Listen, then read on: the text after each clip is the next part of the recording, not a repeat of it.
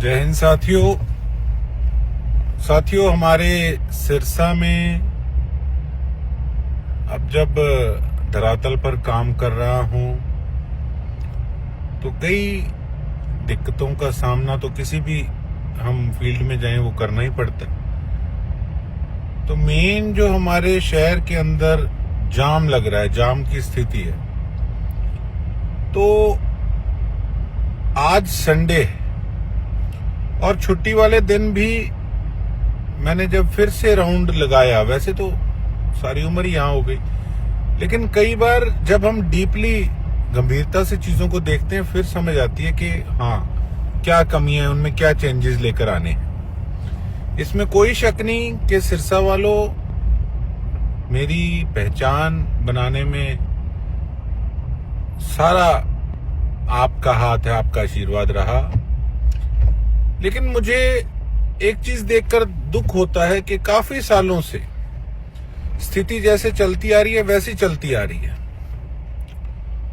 जब बात करते हैं उसको बदलने की तो कई लोग कहते हैं नहीं जी ये तो शुरू से ऐसे ही चल रहा है। तो देखो, अगर हमें सुधार करना है तो उसमें हमें करड़े स्टेप्स उठाने पड़ेंगे।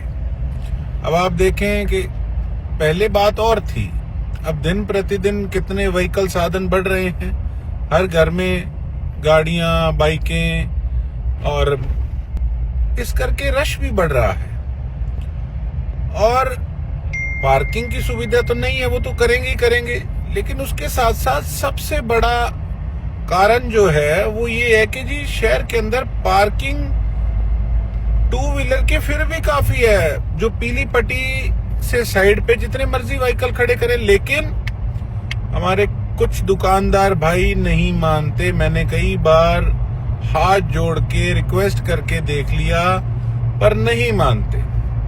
सामान को उठाकर बिल्कुल बाहर रखेंगे। ये हमारी एक साइकोलॉजी होती है, एक हमारी सोच होती है कि सामान या बोर्ड हम बाहर रखेंगे तो उससे हमारा सामान ज्यादा बिकेगा।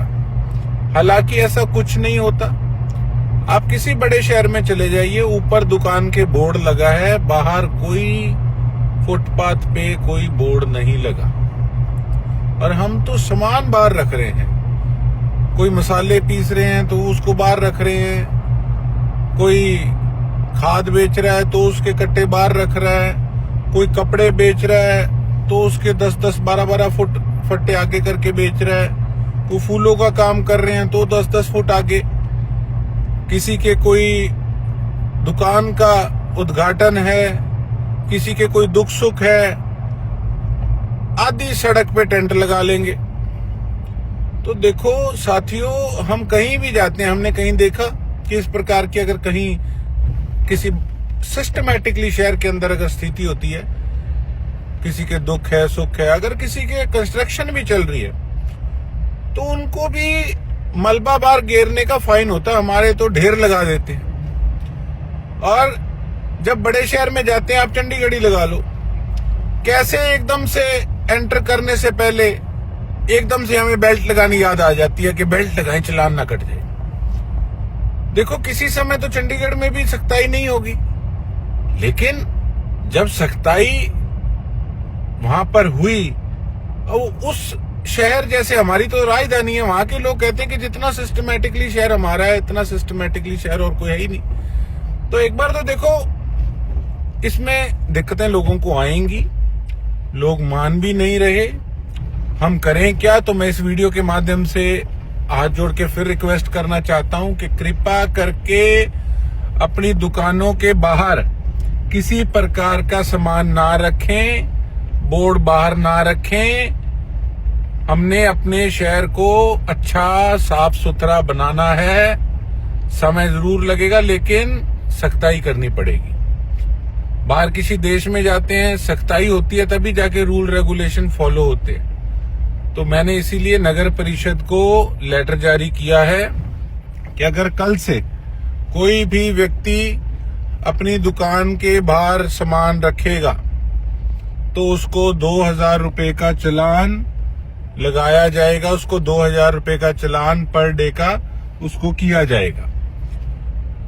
मेरे को 100 गालियां निकाल लो, मुझे बुरा कह लो, 100 सिफारिशें बेशक करा लो, इस काम में कोई लिहाज नहीं। मुझे अपने सिरसा को अच्छा बनाना है। मैं किसी के लिए सिफारिश नहीं करूंगा, कोई किसी को भी मेरे पास लेकर आ जाए। हमने सिस्टमैटिकली तरीके से काम करना है। और कल से एक बार फिर आपको कहना चाहता हूं, जो हमारा दुकानदार भाई अपना सामान बाहर रखेगा उसको 2000 रुपये फाइन उसको दिन का देना पड़ेगा।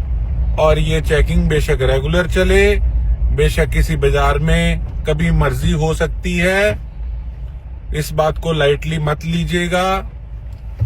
आपने जो जिम्मेवारी मुझे दी है उसको सही ढंग से निभाना मेरा कर्तव्य है, मेरा फर्ज है। बहुत बहुत धन्यवाद।